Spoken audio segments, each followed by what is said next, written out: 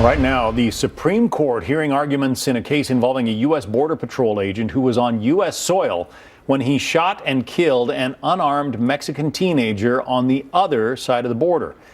In June 2010, Sergio Hernandez was playing with friends, daring each other to run to the border fence, touch it, and run back. That's when Border Patrol agent Jesus Mesa opened fire, killing the 15-year-old. In 2011, the teen's family sued the U.S. government, arguing their son's Fourth Amendment rights were violated. But the district court dismissed the case. The Justice Department claims the agent acted in self-defense since nearby smugglers were throwing rocks at him. Some 4 years later, in April 2015, the Fifth Circuit Court upheld that ruling, stating the Fourth Amendment did not extend to Hernandez as he was in Mexico at the time of his death.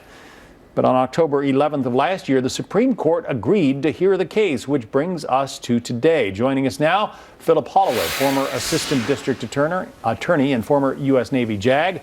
Brian Claypool is also with us, a criminal defense attorney, and these two have very different opinions on this case. Philip, first of all, the Supreme Court, in agreeing to take the case, basically says, hey, there's a significant legal issue here. What is that issue boiled down? Well, boiling it down, John, really it has to do with a ruling that had to do with some immigrants that were not immigrants, they were detainees at Gitmo. And they basically said they had a right, some due process rights, habeas corpus rights to have their day in court. And the Supreme Court said yes, because the base in Guantanamo Bay, Cuba, was de facto American soil, even though it's located in Cuba. This is not the same thing. Mexican soil is Mexican soil. Mexican soil, whether it's 5 feet, 20 feet, a continent away, it's not U.S. soil. It's not controlled by the United States, and constitutional rights cannot be exported across the border. Not the Fourth Amendment, not the Fifth Amendment, none of them. I'm sorry that the child died. That's very unfortunate. Everybody agrees on that, but this is not about the facts of the case. It's about a much more important, larger legal principle about how far does the United States Constitution extend, and it does not go beyond the border. Well, Brian, I think you have a different opinion on that. You think that constitutional rights of Americans do apply to Mexicans. Hey, John, this is a classic case where logic should trump legalities.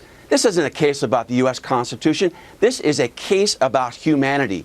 We live in a country, John, that implores other nations to engage in human rights, to not kill other people needlessly. Yet we're going to set an example in this case that it's okay for a Border Patrol agent to murder an unarmed 15-year-old who's simply playing, who posed no risk to this Border Patrol officer. And on top of that, John, this Border Patrol agent Mesa lied. He said that the kids were throwing rocks at them. They weren't.